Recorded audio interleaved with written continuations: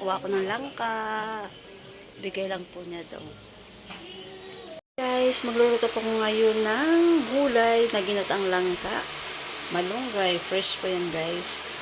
Itong langka. Tapos yung daing po ng bag. Alagyan ko rin po siya mamaya guys ng bagoong na isda.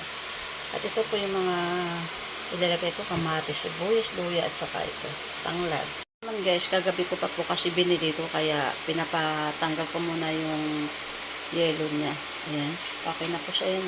Tapos nilaga ko na po yung munggo. Naluto ko na yung munggo. Ilalagay ko na po mamaya yung langka. Tayo maghiwa ng langka. Ayan, babalatan ko pa ito guys. Ito guys, babalatan ko po muna siya. Itong langka. Mahirap po siyang balatan kasi maano siya. Ano yun? Pag yun matagok ba? Kailangan po natin i-slice.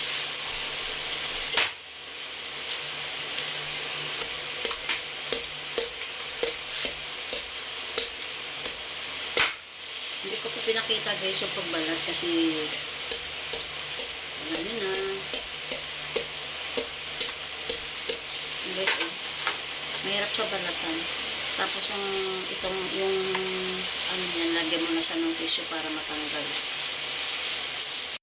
Ako yung aking kutsilyo, ayan, matagal ko siyang balatan guys. Kaya kailangan mahaba ang pasensya mo dito pag nagbalat ka. Tapos pag nabalatan na ito guys, maliliit lang po yung pag-slice ko. Hirap guys, hirap balatan.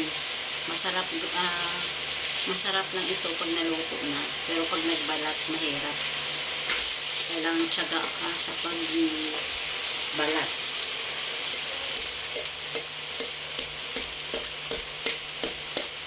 Ngayon naman guys, daming kalat oh. Ganyan siya. Kasi ito tumatalsik yung balat niya. Ngayon guys oh, patatapos lang magbalat. Nakakangawit magbalat eh. Tapos i-slice ko na po siya ng maliliit. Yan. Yan na guys oh. Ang konti pa lang.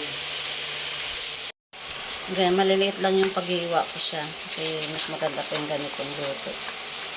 Guys, titingnan ko muna yung langka kung luto na guys. Ito na natin. Yan. O diba, maganda siya pag ganitong slice siya guys. Kasi ayaw ko yung malaking hiwa. Mas masarap yung ganito. Yan, dapat kadyos yung ilalagay ko yan. Kaso lang, hindi ako nakahingi ng kadyos. Ano. Saglit na maluto yan guys kasi yung langka, hindi siya magulang. Yung isang buong langka, yan, ang natira nun, yung parang na siya, buto. Konti lang natira. Kasi na-slice ko po lahat, kasi malambot po siya. Konti pa siya, guys. Na rin po ako ng bagong isda, guys. Ayan, oh.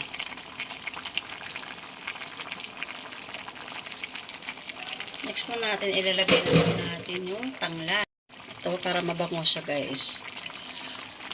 Yung tanglad ko guys kasi ilang araw na po yung binili ko. Nilagay ko lang po sa ref. Haluin po natin siya.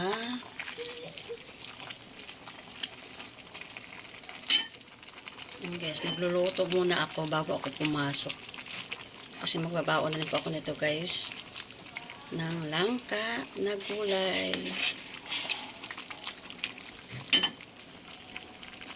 Ito guys, next po ito ilalagay ko yung daing.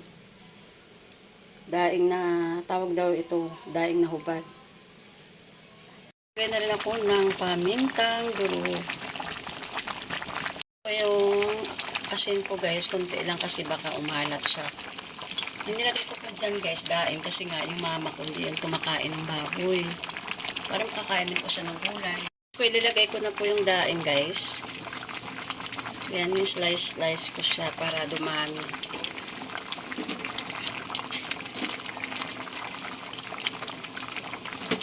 Ito na rin yung ceiling green. Ayan guys, makain na lang ka nito guys. Hanggang hapunan na ito guys. Niloto ko. Para pagtikuin na lang mamaya ng hobby ko. May ulam na siya. Ayan, dahil luto na po yung langka, ilalagay na po natin ang ating malunggay.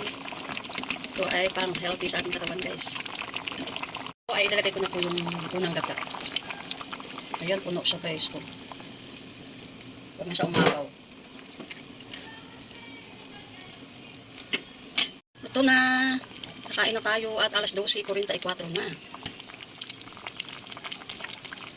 And guys, ito na ang ating lunch.